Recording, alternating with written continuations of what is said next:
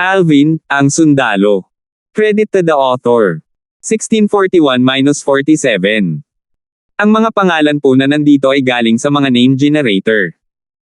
Kaya kung meron man pagkakatulad sa mga pangalan ng totoong tao o lugar, ito ay tunay na hindi sinasadya.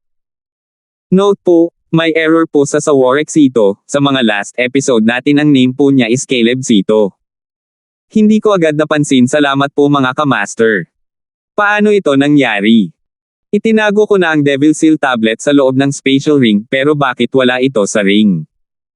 Pakiramdam ni King Quintes ay parang mababaliw siya sa pag-iisip tungkol sa bagay na ito. May mali ba sa kanyang spatial ring? Hindi kaya nilamon ng spatial ring ang Devil Seal tablet. Sa sandaling ito, isa sa mga matatandang lalaki sa likod ni King Quintes ay nag-isip, Fourth Imperial Highness, may nagawa kaya si Alvin sa Devil Seal tablet? Nakagawa ng isang bagay. Paano siya nakagawa ng isang bagay? Napakalayo niya sa akin at sa Devil Seal tablet. Huwag mong sabihin sa akin na nakita ninyong dalawa ang Devil Seal tablet na lumilipad pabalik sa kanya. Umiling si King Quintes. Nang maalala niya ang eksena kanina, hindi niya talaga moari kung paano lumipad ang lutong pato na ito. Natahimik ang dalawang matanda nang marinig ang kanyang sinabi. Bilang mga powerhouse ng Saint Stage, nagkaroon sila ng tiwala sa kanilang lakas at paningin. Natitiyak nila na ang Devil Seal tablet ay hindi makalipad sa ilalim ng kanilang mga ilong. Mapapansin sana nila kung nakita nito. Sa oras na iyon, malinaw na nakita nila ang Devil Seal tablet na naglalaho sa manipis na hangin sa mga kamay ni King Quintes. Halatang nakaimbak ito sa loob ng spatial ring. Gayunpaman, sinabi ni King Quintes na hindi niya ito mahanap sa ring. Fourth Imperial Highness, baka maaari mong subukang hanapin ito muli. Hindi maiwasang magtanong ng dalawang matanda. Nadama nila na imposibleng mawala ito ng walang bakas dahil nakaimbak ito sa spatial ring. Si King Quintes na nawalan ng katinoan ay nawalan din ng tindig na dapat taglayin ng isang prinsipe nang magsimula siyang magmura ng malakas. Hinanap ko na ang bawat sulok ng spatial ring, ngunit hindi ko pa rin makita ang Devil Seal tablet. Paano mo gusto akong maghanap muli? Ito ay isang impyerno ng gulo. Hindi niya matanggap ang pagkawala ng Devil Seal tablet sa lahat. Marami rin siyang napagsapalaran sa pamamagitan ng lantarang pagbabalik ng Devil Seal tablet sa mga mata ni King Rong. Alam niyang si King Rong ay malamang na nakakuha ng maraming powerhouse ng Saint Stage mula sa kanyang ari-arian at papunta na siya sa ari-arian ni King Quintes. Dahil alam ni Haring Rong ang tungkol sa Devil Seal tablet, imposibleng hindi niya gusto ang bahagi nito. Kung mayroon siyang Devil Seal tablet, itatago pa rin niya ang lahat sa kanyang sarili kahit na kailangan niyang makipaglaban hanggang sa wakas kay King Rong. Gayunpaman, ang Devil Seal tablet ay wala na sa kanyang mga kamay, nakaramdam siya ng labis na pagkadismaya tungkol dito. Hindi lamang nawala sa kanya ang Devil Seal tablet, ngunit nagdala rin siya ng problema sa kanyang sarili. Ang pinakamahalaga, hindi niya alam kung paano nawala ang Devil Seal tablet sa kanyang spatial ring. Malinaw niyang inimbak ang Devil Seal tablet sa kanyang spatial ring. Huwag mong sabihin sa akin na ang Super Saint Weapon ng 10 Great Saint Weapons ranking ay may kakayahang itago ang sarili. Pagkaraan ng mahabang panahon, nagsimula siyang gumawa ng bulag at hindi makatwira ng mga hula. Kahit siya ay hindi niya makumbinsi ang sarili nito. Ikaapat na kapatid, magpakita ka. Noong nag-iisip pa rin si King Quintes kung saan napunta ang Devil Seal tablet, narinig mula sa labas ang boses ni King Rong. Dinala ni King Rong ang mga powerhouse ng Saint Stage mula sa kanyang ari-arian dito sa isang makapangyarihang paraan. Pumasok siya sa ari-arian ni King Quintes na parang naglalakad sa isang abandonadong lugar. Ang ekspresyon sa mukha ni King Quintes ay naging mas seryoso nang marinig niya ang boses ni King Rong. Si Margus na kanina patahimik ay sa wakas ay nagsabi, Fourth Imperial Highness, si King Rong ay dapat na narito para sa Devil Seal tablet. Gayunpaman, wala kang Devil Seal tablet. Natatakot ako na hindi kanya maniniwala kahit sabihin mo sa kanya ang totoo ngayon. Napansin din niyang kakaiba ang pangyayaring ito. Personal niyang nasaksihan ang paglaho ng Devil Seal tablet sa mga kamay ni King Quintes. Ito ay eksakto kung paano ito dapat kapag ang isang item ay iniimbak sa isang spatial ring. Gayunpaman, nang bumalik sila, sinabi talaga sa kanila ni King Quintes na wala sa kanyang spatial ring ang Devil Seal tablet. Ang unang naisip na pumasok sa kanyang isipan ay si King Quintes ay kumikilos ng walang kahihiyan at gustong itanggi ang katotohanan na siya ang nagtataglay ng Devil Seal Tablet. Kung tutuusin, kung kumalat ang balita tungkol sa kanya na nagtataglay ng Devil Seal Tablet, malaki ang epekto nito sa kanya. Akala niya ay hanggang si King Quintes na gumawa ng ganito. Nasaksihan ng lahat kung paano nawala ang Devil Seal Tablet sa kanyang mga kamay. Paano maniniwala sa kanya ang sinuman maliban kung sumumpa siya sa panunumpa ng parusang kidlat? Gayunpaman, kung si King Quintes ay may konsensya, susumpa ba siya sa panunumpa ng parusang kidlat? Hanggang ngayon, naniniwala pa rin si Margus na ang Devil Seal Tablet ay nasa loob ng spatial ring ni King Quintes. Ang ginawa niyang pagkilos ay isang palabas lamang at paraan para magkunwari siyang inosente. Ang kanyang intensyon ay, natural, na lokohin ang mga tao sa paligid niya. Kung hindi man lang niya kayang lokohin ang mga tao sa paligid niya, paano niya maloloko ang mga tagalabas? Gayunpaman, nang dalhin ni King Quintes ang kanyang dalawa pang powerhouse ng Saint Stage upang salubungin si King Rong, isang hindi inaasahang eksena ang naganap. Ako, si King Quintes, si Zhu Zuanqing, ay nanunumpa sa pamamagitan ng 99 Heavenly Tribulation na kung nasa akin ang Devil Seal Tablet, handa akong tamaan ng parusang kidlat hanggang sa mamatay. Nakaharap kay King Rong, si King Quintes ay agad na nanumpa sa pamamagitan ng kidlat na parusang panunumpa bago nagkaroon ng pagkakataon si Haring Rong na magsalita. Boom! Boom! Boom! Boom! Boom! Kasama ng siyam na pagpalakpak ng kulog natapos ang parusang kidlat. Bagamat natapos na ang parusang kidlat, hindi naranasan ni King Quintes ang anumang parusa. Walang parusang kidlat. Ang katotohanan na si King Quintes ay nanumpa sa pamamagitan ng panunumpa ng parusang kidlat ng diretso ay hindi lamang nagulat kay King Rong at sa mga powerhouse ng Saint Stage mula sa kanyang ari-arian, ngunit nagulat pa ito sa mga taong nasa kanyang panig. Natural, ang mga tao sa kanyang panig na nagulat ay si Margus at Munmang. Si Mubay ay may katulad na iniisip kay Margus. Akala niya ay nagpapalabas lang si King Quintes. Gayunpaman, ang katotohanan na si King Quintes ay nanumpa sa pamamagitan ng panunumpa ng parusang kidlat ay nagpaunawa sa kanila na hindi siya kumikilos ng mas maaga. Imposible. Ang mukha ni Haring Rong ay napuno ng hindi paniniwala nang makita niya si King Quintes na nanunumpa sa pamamagitan ng panunumpa ng parusa sa kidlat, ngunit hindi siya tinamaan ng kidlat. Pang-apat na kapatid, anong mga pakulo ang sinusubukan mong hilahin ngayon? Nakita ng lahat ang Devil Seal Tablet na lumapag sa iyong kamay bago ito itago sa iyong spatial ring. At gayon pa man, sinasabi mong wala sa iyo ang Devil Seal Tablet. Nanumpa na ako sa Lightning Penalty Oath. Hindi ko problema kung hindi ka maniniwala. Si King Quintes ay orihinal na masama ang loob, agad siyang nagalit nang makita niya si Haring Rong na nagdududa sa kanya kahit na pagkatapos niyang manampa sa panunumpa ng parusang kidlat. Pagkatapos niyang magsalita, tamad siyang mangabala kay Haring Rong, at tumalikod siya para umalis. Natahimik si Haring Rong. Walang makakaiwas sa parusang kidlat kung nagsisinungaling sila. Ito ay isang bagay na kilala sa Dao Martial Saint Land. Bagamat hindi pinigilan ni Haring Rong si King Quintes, tiningnan niya si Margus at ang iba pa bago nagtanong ng malakas sa kanyang malalim na boses, ano ang nangyayari? Ang isa sa dalawang matandang lalaki sa tabi ni King Quintes ay nagsabi, Second Imperial Highness, alam namin na gusto mo ang Devil Seal Tablet.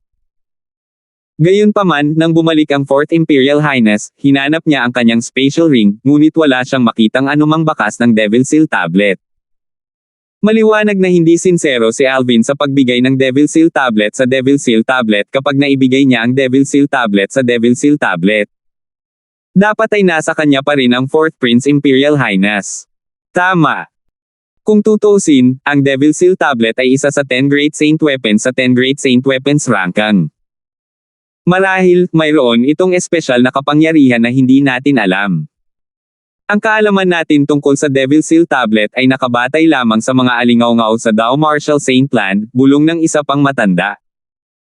Pagkatapos nilang magsalita, agad silang lumingon para habulin si King Quintes.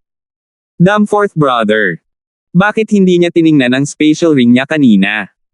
Sa sandaling ito, walang paraan para hindi paniwalaan ito ni Haring Rong kahit na tumanggi siyang paniwalaan ito.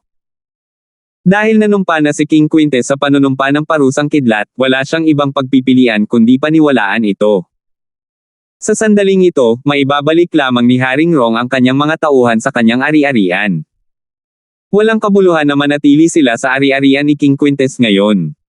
Huwag magtipid sa paghahanap kay Alvin. Kailangan kong makuha ang Devil Seal Tablet. Pagkabalik sa ari-arian ni Haring Rong, agad siyang nagbigay ng utos. Hindi niya napigilan ang tukso ng Devil Seal Tablet. Kung makukuha niya ang Devil Seal Tablet, tiwala siyang magiging master siya ng Imperial Family ng Windfall Nation. Matapos ibigay ang kanyang utos, si Haring Rong ay tumawa ng masama.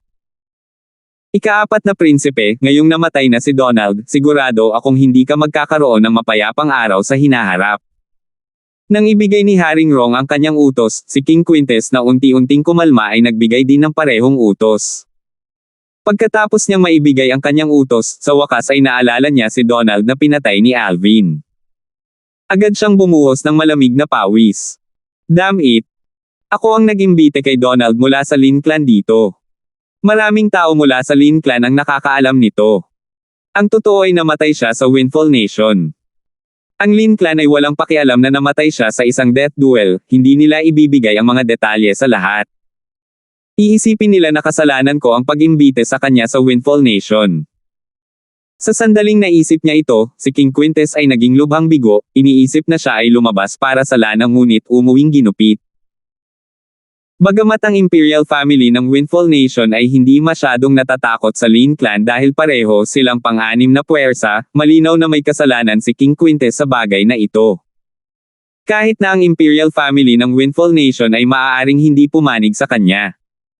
Kailangan niyang mag-isa na linisin ang kalat na ito. Patay na si Donald, at nagpakita na ang Devil Seal Tablet. Kasabay ng pagdinument ng Alvin at ng death duel ni Donald, ang dalawang balitang ito ay tumagos sa kabisera ng Windfall Nation na parang bagyo. Bukod dito, ito ay kumakalat ng buong bilis sa lahat ng direksyon. Sa bilis na ito, hindi nagtagal at kumalat ang balita sa buong Windfall Nation at sa buong distrito ng Southern Ridge Yuan Mansion. Sino si Donald? Ang pinakamalakas na powerhouse sa Heaven Rankan. Nang kumalat ang balita ng kanyang pagkamatay, namatay siya kahit na nakalusot siya sa stage ng Saint, nagdulot ito ng bagyo sa buong distrito ng Southern Ridge Yuan Mansion. Naturally, ang pagkamatay ni Donald ay hindi ang pinakapasabog na balita. Ang pinakapasabog na balita ay tungkol sa Devil Seal Tablet. Ang Devil Seal Tablet ay isa sa kilalang 10 Great Saint Weapons sa 10 Great Saint Weapons Rankan.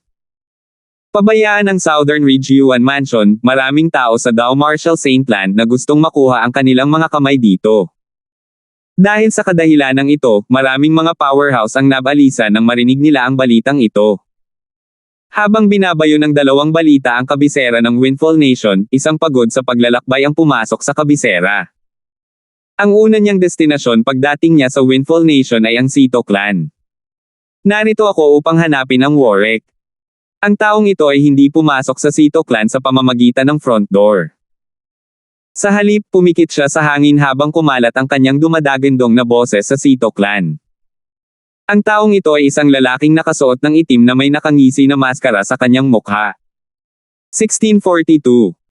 Ito ay maliwanag na ito ay isang Saint Stage powerhouse dahil ang tao ay nagawang lumipad sa kalangitan sa itaas ng kabisera ng Windfall Nation. Higit pa rito, dahil sa lakas ng loob niyang mag-hover sa hangin sa itaas ng tirahan ng Sito Clan at sinabing napaka-arrogant niyang hinahanap ang Warwick ng Sito Clan, hindi ito ordinaryong powerhouse ng Saint Stage.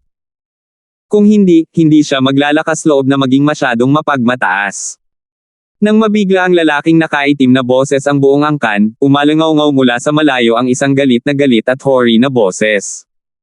Sino ba ang nang-ahas na panghimasok ng Sito Clan ko nang walang ingat? Maya-maya pa ay may sumulpat na matandang lalaki sa harap ng bagong dating. Malakas ang pangangatawan ng matandang ito na may puting buhok at namumula ang kutis. Napuno ng lamig ang titig niyang tinitigan ang lalaking nakaitim. At tumingin sa iyo, nakasuot ng maskara at sinusubukang makipaglaro sa demonyo. Matapos lumitaw ang matandang nakasuot ng itim na nakasuot ng nakangiwi na maskara ay walang pakialam na nagtanong, Warwick ka ba? Nakatali sa likod ang maputing buhok ng matanda kaya medyo matino ang itsura niya. Ang kanyang buong katawan ay umaagos din sa isang pakiramdam ng espiritual na aura. Hindi sinagot ng matandang may puting buhok at namumulang kutis ang lalaking nakaitim, ngunit sa halip ay nagtanong sa malalim na boses, "Sino ka ba talaga?" Sa sandaling ang mga salita ng matanda ay lumabas sa kanyang bibig, ang lalaking nakaitim ay umungol sa malalim na boses, "Napakaingay." Pagkatapos, itinaas niya ang kanyang kamay at wala nang nagawa pa. Sabay-sabay, napakalaking enerhiya ang naging sanhi ng pag-vibrate ng hangin tulad ng isang bato na gumagawa ng kalmadong alon ng lawa bago dumaikit patungo sa matanda. Maya-maya ay bumagsak ito sa kanya. Kasabay nito, ang True Origin ay bumangon mula sa katawan ng matanda na ang mukha ay naging libingan.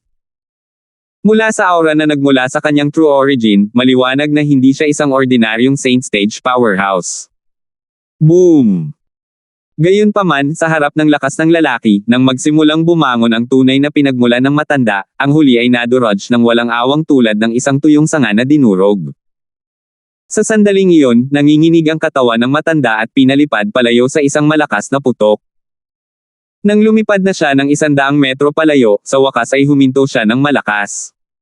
Refined Saint Stage. Sino ka ba talaga? Nagsusuka ng ilang subo ng sariwang dugo, ang matanda ay labis na kaawa-awa na tila nagbagong anyo mula sa isang pantas at naging pulubi.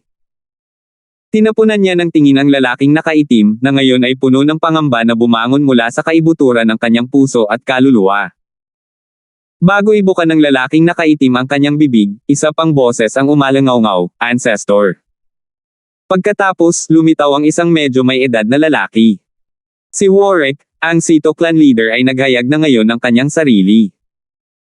Sa paraan ng pakikipag-usap ni Warwick sa matanda, maliwanag na siya ang ninuno ng kanilang Sito clan. Itatanong ko pa. Ikaw ba o hindi, Warwick? Kahit na nakaharang sa mukha ng lalaki ang maskara ay nakalabas pa rin ang malamig at malayong pares ng mga mata nito. Nang tingnan niya ang ninuno ng Sito clan, pinaramdam nito sa huli na siya ay nahulog sa isang butas na natunaw. "Senior, ako si Warwick." Nang makitang nasugatan ng husto ang kanilang ninuno, kahit na naramdaman ni Warwick na ang bagong dating na ito ay lumitaw na may masamang intensyon, kaya lang niyang magpakatatag at harapin ito. Ang kanyang puso naman ay puno ng pagtataka at mga tanong. Ayon sa mga salita ng aking ninuno, ang lalaking nakaitim na ito na nakasuot ng maskara ay talagang isang powerhouse ng Refined Saint Stage. Tama. Ang ninuno ay nasa peak na ng Pristine Saint Stage ngayon. Tanging isang powerhouse na nasa Refined Saint Stage at pataas ang maaaring makasugat sa kanya ng ganoong antas sa isang kisap lang ng mata. Sa sandaling naisip ito ni Warwick, hindi niya maiwasang maligo sa pagkalito. Kahit na sa imperial na pamilya ng Windfall Nation, wala masyadong powerhouses ng Refined Saint Stage. Sa Windfall Nation, maliban sa ilang tao sa Imperial family ng Windfall Nation, tanging ang sect leader na si Yuna mula sa Driftblaze sect ay isang Refined Saint Stage powerhouse. Nagkaroon din ng iba't ibang grado at ranggo sa stage ng santo. Matapos masira ang Saint Stage ay ang Pristine Saint Stage. Ang Pristine Saint Stage ay nahahati pa sa 4 na magkakaibang yugto, ang Elementary Pristine Saint Stage, ang Intermediate Pristine Saint Stage, ang Mastery Pristine Saint Stage, at ang Peak ng Pristine Saint Stage. Pagkatapos ng Pristine Saint Stage ay ang Refined Saint Stage. Ang nasabing powerhouse ay karaniwang umiiral sa isang ika-6 na rated na puwersa. Siyempre, ang ilan sa mga puwersang may rating na ika-7 ay magkakaroon din ng Refined Saint Stage.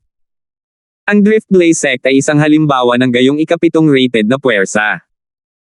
Kahit na mayroon lamang isa sa mga naturang powerhouse sa ika-7 rated na puwersa, ang puwersa ay magagawa pa ring maging tanyag at mauna sa listahan. Si Warwick mismo ay isang Intermediate Pristine Saint Stage at hindi maikukumpara sa kanilang ninuno ng Sito clan, lalo pa ang powerhouse ng Refined Saint Stage na mas malakas kaysa sa huli. Ikaw ba si Warwick? Ang kasalukuyang clan leader ng Sito clan. Tanong ng lalaking nakaitim, na walang pakialam na sulyap sa Warwick.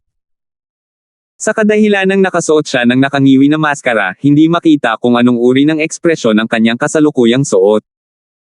Ito mismo ang dahilan kung bakit nakaramdam ng pagkabalisa si Warwick. Hindi niya alam kung bakit ang Refined Saint Stage powerhouse na ito ay nandito sa Sito clan na hinahanap siya. Oo. Gayunpaman, sa harap ng muling pagtatanong ng lalaking ito na nakaitim, si Warwick ay hindi nang ahas na maghinay-hinay.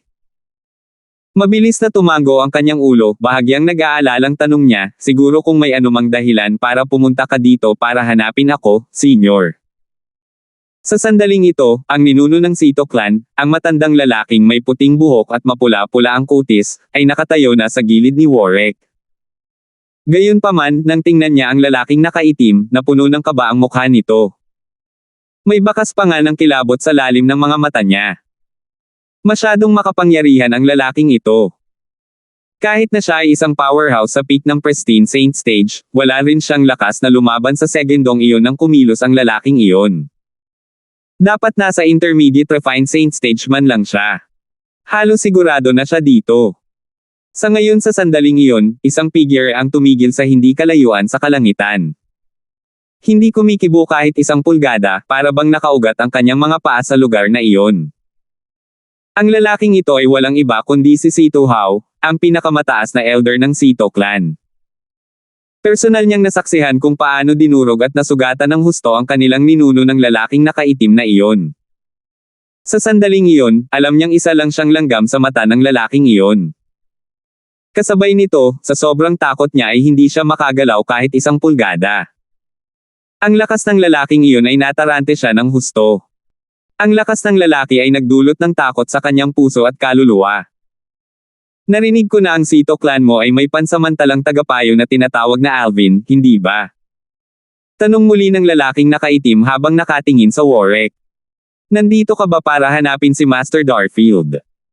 Nang marinig ang mga salita ng lalaki, hindi maiwasan ni Warwick na mabigla. Hindi sumagi sa isip niya na ang refined Saint stage na powerhouse na ito ay talagang narito para hanapin ang dating pansamantalang tagapayo ng kanilang Sito clan, si Alvin. Si Master Darfield ay hindi na ang aming Sito clan interim advisor. Ngumiti ng pilit si Warwick. Hindi na siya ang interim advisor ng Sito clan nila. Anong ibig mong sabihin? Naging matalim ang tingin ng lalaking nakaitim at naging malalim na rin ang boses nito. Bukod pa riyan, naglabas din siya ng nakakapangilabot na aura na nagpapadala ng panginginig sa gulugad ni Warwick. Sa totoo lang, umalis na talaga si Master Darfield sa Sito clan ilang araw na ang nakalipas. Ngumisi si Warwick. Nakaliwa. Lalong lumalim ang boses ng lalaking nakaitim. Saan siya nagpunta? Senyor, mukhang hindi mo pa rin naririnig ang dalawang balita na nagbunsod ng mga talakayan sa Windfall Nation kamakailan, di ba? Tanong ni Warwick. Kitang-kita niyang pagod na pagod ang lalaking ito sa mahabang paglalakbay at halatang kararating lang niya sa kabisera. Bukod pa riyan, mukhang nakarating na siya sa kanilang Sito clan sa sandaling dumating siya. At saka, halatang hindi niya alam ang balitang naging mainit na usapan sa buong Windfall Nation nitong mga nakaraang araw. Kung hindi, hindi muna siya pupunta sa kanilang angkan. Anong balita? Naiinip na tanong ng lalaking nakaitim. Nang marinig ang pagmamadali sa lalaking nakaitim na tono, si Warwick ay nataranta. Pagkatapos, walang lakas ng loob na maluwag, dali-dali niyang sinabi sa kanya ang mga detalye ng balita. Sa totoo lang, ang ibinahagi niya ay ang insidente matapos ipahayag ni Alvin ang kanyang pag-alis sa Sito clan.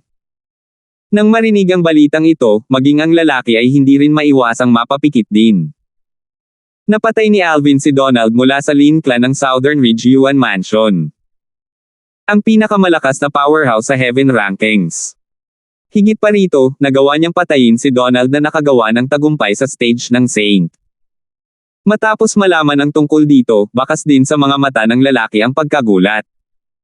Isang Saint Rudiment Stage Martial Cultivator ang nakapatay ng isang powerhouse ng Saint Stage. Kahit na si Alvin ay pinaghihinalaang nagsagawa ng palihim na pag-atake, at ang Saint Stage na powerhouse na iyon ay nakagawa pa lang ng tagumpay sa Saint Stage, ang lakas ni Alvin ay nakahawak pa rin sa kanya sa pagtataka. Tao rin ba siya? Ito ang unang ideya na pumasok sa kanyang isipan dahil hindi pa niya narinig ang tungkol sa ganoong tao sa Dao Martial Saint Land. Ang katotohanan na pinatay niya ang isang powerhouse ng Saint Stage na may lakas ng isang stage ng Saint Rudiment ay ganap na lumalaban sa langit. Gayunpaman, kasama ang iba pang mga balita na pumasok sa tainga ng lalaking nakaitim, ang balita ng pagkamatay ni Donald ay mabilis na itinapon sa kanyang isipan. Isang Devil Seal Tablet. Isa sa 10 Great Saint Weapon sa 10 Great Saint Weapon Rankings. Ginamit ba ito ni Alvin para patayin ang dalawang Saint Stage Devil Cultivator sa isang iglap? Matapos malaman na nagpakita muli ang Devil Seal Tablet sa mundong ito, agad na nagningning ang mga mata ng lalaki. Nagsimula na ring bumilis ang paghinga niya. Devil Seal Tablet. Iyon ay talagang isang piraso ng kayamanan. Ang ari-arian ni King Quintes. Matapos malaman na ang Devil Seal Tablet ay kinuha ni King Quintes, ang lalaking nakaitim ay tumalikod at umalis. Para siyang nawala sa manipis na hangin sa harap ng mga mata ni Warwick. Pagkaalis ng lalaking nakaitim, nakahinga ng maluwag si Warwick. Noon, tuloy-tuloy na tumutulo ang malamig na pawis sa kanyang noo. Dahil hindi pa kumalat ang panata ni King Quintes sa pamamagitan ng Thunder Penalty Oath na hindi niya natanggap ang Devil Seal Tablet, hindi pa nalaman ng Warwick ang tungkol sa balita na ang Devil Seal Tablet ay wala sa mga kamay ni King Quintes sa ngayon. Kung hindi, tiyak na hindi niya sasabihin sa lalaking nakaitim na ang Devil Seal Tablet ay nasa mga kamay ni King Quintes dahil iyon ay tila isang pagtatangka lamang na magsinungaling.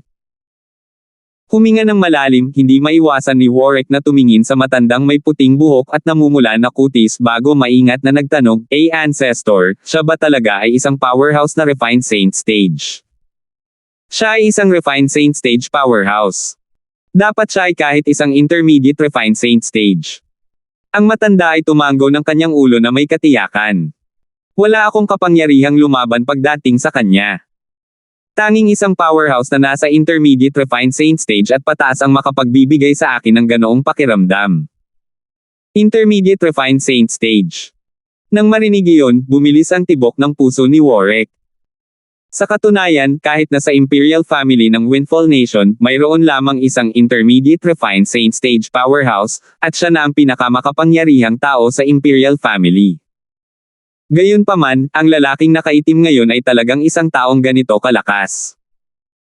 Tulad ng Pristine Saint Stage, ang Refined Saint Stage ay ikinategorya din sa Early, Intermediate, Mastery, at Peak level, na lahat ay may iba't ibang lakas.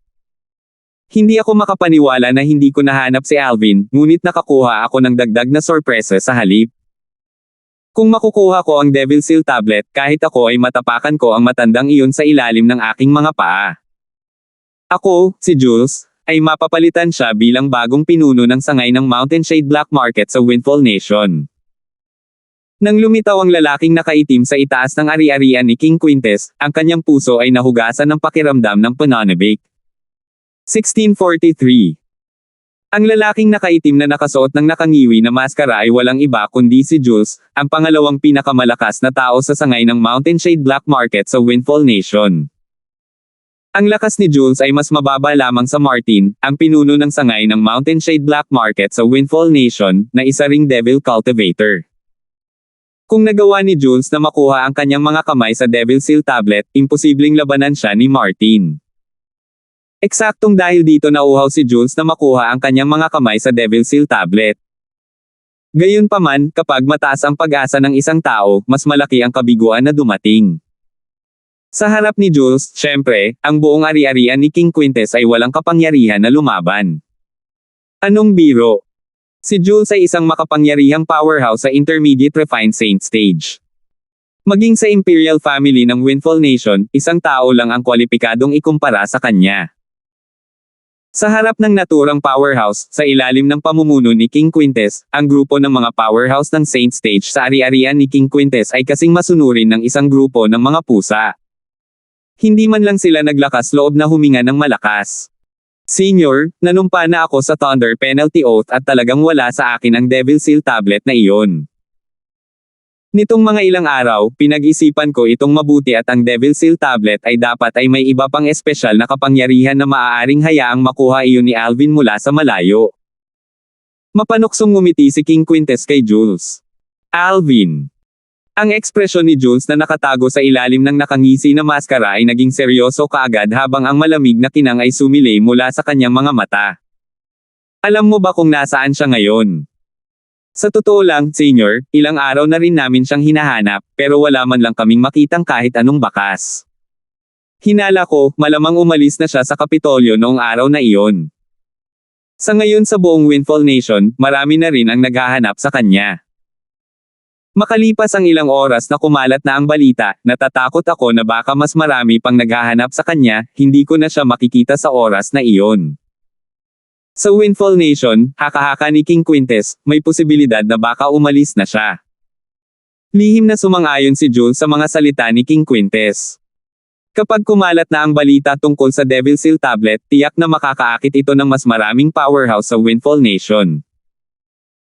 Ayon sa iyo, masunurin na ipinadala ni Alvin ang Devil Seal Tablet na iyon sa iyong kamay noong araw na iyon, hindi ba? At sa relasyon mo at niya, imposibleng maging napakabait niya, tama ba? Tanong ni Jules. Oo. Masyado din akong natuwa sa tuwa noong nakaraan. Kung na-check ko lang ang spatial ring ko on the spot, hindi sana ganoon kadaling makaalis si Alvin ng ganon-ganon lang. Kung iisipin mo ngayon, malamang na sinadya niyang ibigay sa akin ang Devil Seal Tablet na iyon na may intensyon na maakit ang atensyon ng lahat. At nang nagawa niyang ilipat ang atensyon ng lahat sa akin. Sa sandaling naisip ito ni King Quintes, nagsimula siyang maging mas tiyak. Sa makatuwid, ang Devil Seal Tablet ay nasa kanyang kamay ngayon. Sigurado ako tungkol dito. Isang kinangang sumilay sa mga mata ni Jules habang siya ay tumahimik ng ilang sandali nang walang sinasabi. Kaagad, si King Quintes at ang grupo ng mga powerhouse ng Saint Stage na nasa likuran niya ay natarante dahil sa takot nila na direktang papatayin sila ni Jules kung siya ay magalit. Nalaman na nila ang tungkol sa lakas ni Jules ngayon. Nang siya ay kararating pa lamang upang halikan ang puwit ni King Quintes, si Margus ay agad na kumilos kay Jules. Ang kinalabasan ay hindi maiiwasan. Napatay agad si Margus sa isang galaw lang. Mula sa simula hanggang sa wakas, si Jules ay hindi gumagalaw kahit isang pulgada man lang. Ginamit lang niya ang enerhiya mula sa kanyang kakayahan sa teritoryo upang agad na patayin si Margus.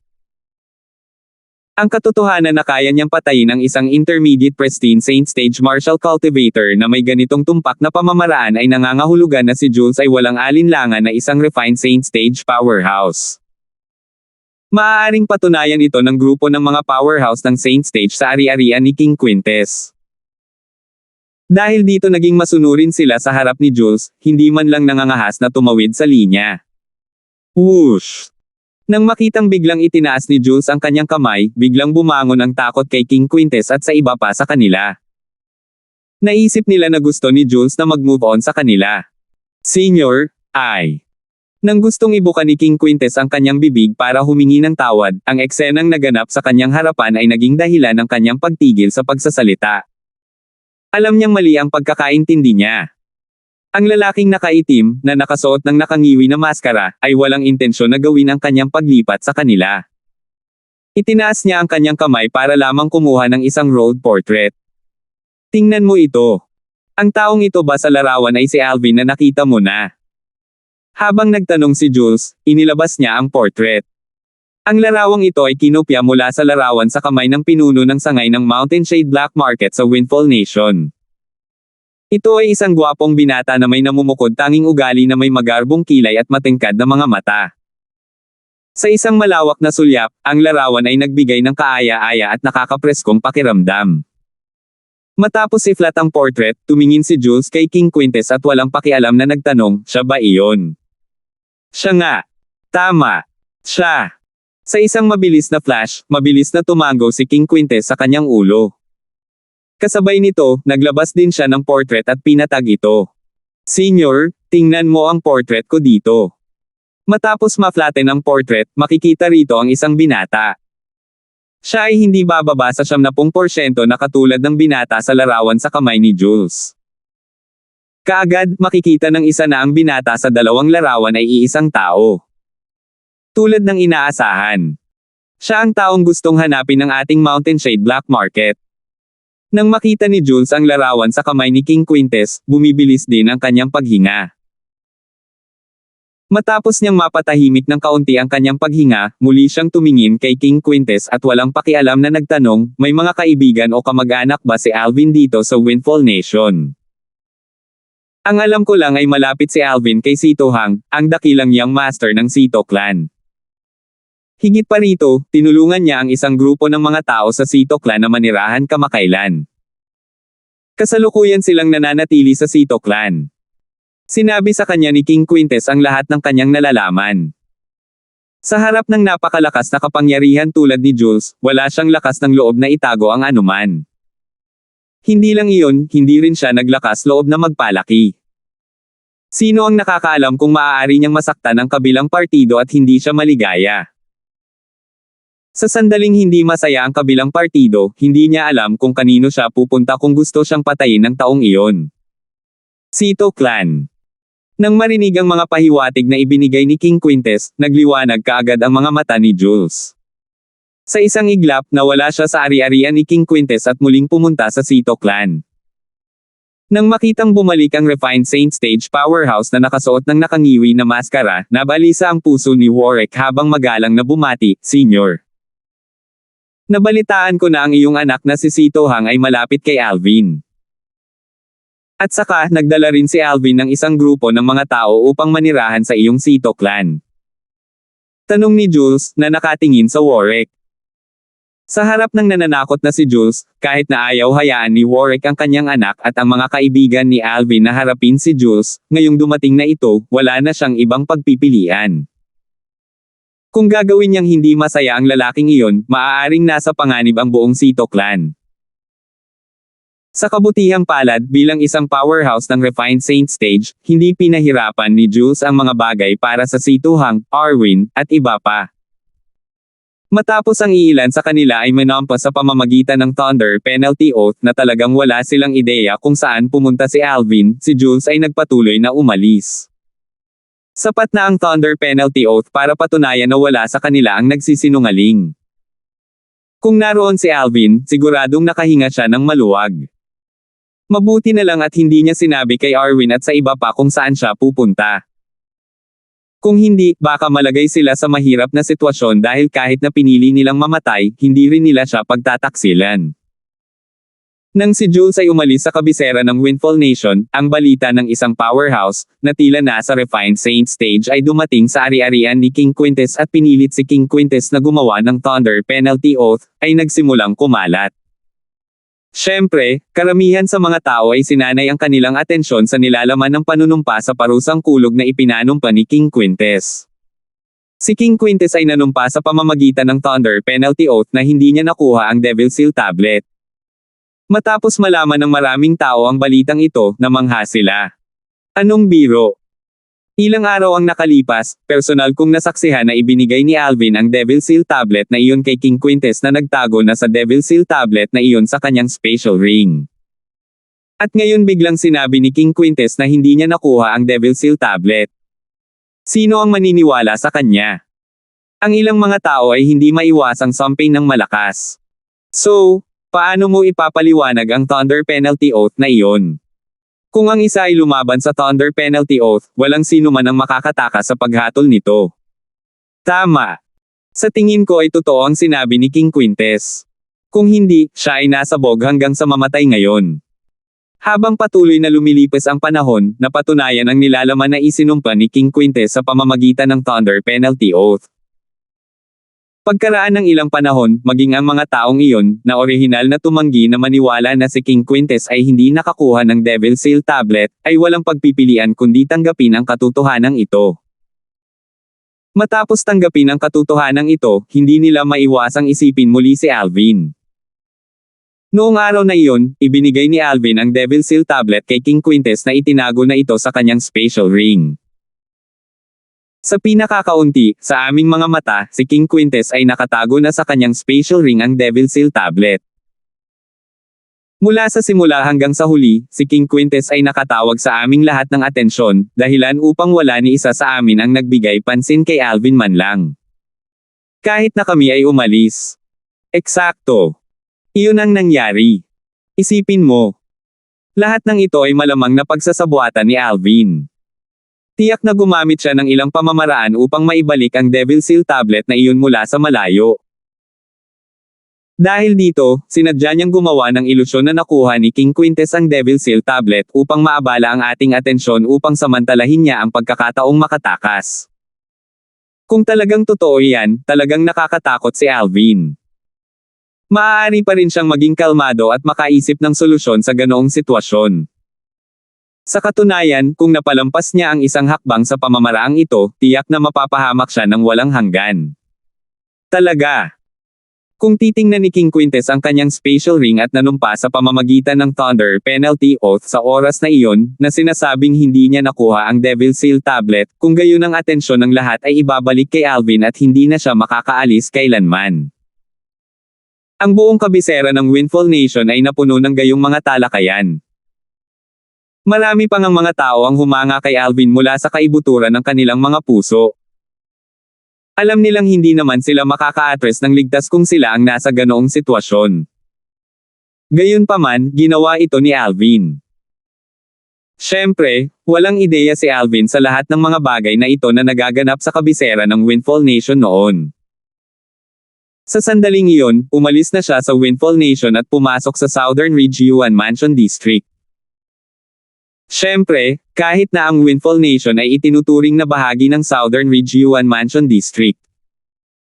O sa mas tumpak, ang lugar na pinasukan ni Alvin ngayon ay ang Central District ng Southern Ridge Yuan Mansion District. Walang 6th-rated Saint Nation dito, 6th-rated clans at sects lang. Siyempre, ang pinakamalakas doon ay ang Southern Ridge Yuan Mansion. Maliban sa pagiging pangalan ng isang distrito sa Dow Marshall Saintland, ang Southern Ridge Yuan Mansion ay kumakatawan din sa isang malakas na 5th-rated na puwersa na namuno sa isang lupain.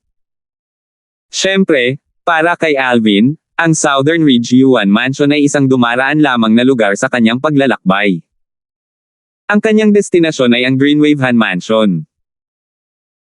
Tulad ng Southern Ridge Yuan Mansion, ang Greenwave Han Mansion ay isa ring makapangyarihang 5th-rated na puwersa sa Dow Marshall Saintland na namuno sa isang lupain. Whoosh! Isang figure ang lumipad sa kalangitan. Walang iba kundi si Alvin ang walang ginawang pagsisikap sa paglalakbay. 1644. Noong si Alvin ay patungo sa Greenwave Han Mansion, isang punong balita ang kumalat sa Windfall Nation.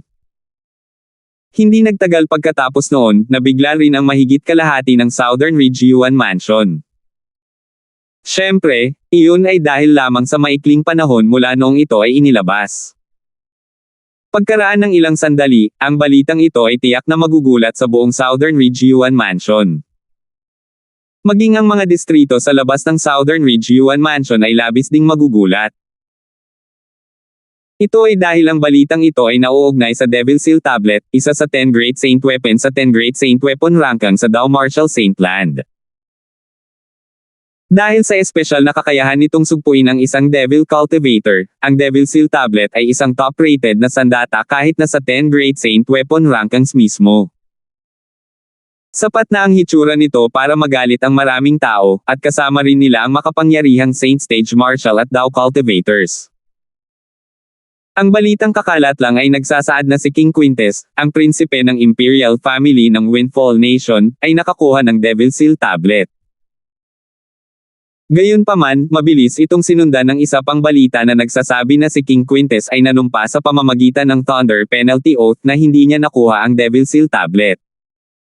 To top it off, imposibleng peke ang Thunder Penalty Oath. Ang insidente tungkol sa duel ng kamatayan nina Alvin at Donald pati na rin ang sitwasyon noong panahong iyon ay kumalat din sa kalaunan. Sabay-sabay, naging target ng lahat si Alvin. Mahigit sa 70% ng mga tao ang nagpasya na ang Devil Seal Tablet ay nasa kanyang kamay pa rin. Gayunpaman, walang nakakaalam sa kanyang kinaroroonan ngayon. Gayunpaman, hindi nito napigilan ang pagnanasa ng maraming powerhouse na patungo sa Windfall Nation. Sa kanila, ang balita ay ipinakalat ng mga tao at maaaring peke. Pagkatapos lamang nilang makita na si King Quintes ay nanumpa sa pamamagitan ng panunumpa ng parusang kulog sa kanilang sariling mga mata na maniniwala sila na hindi nagsinungaling si King Quintes. Ito ay eksaktong dahil dito na sa mahabang panahon, si King Quintes ay nakaramdam ng pagkabigo, hindi kapani-pani walang pagkabigo.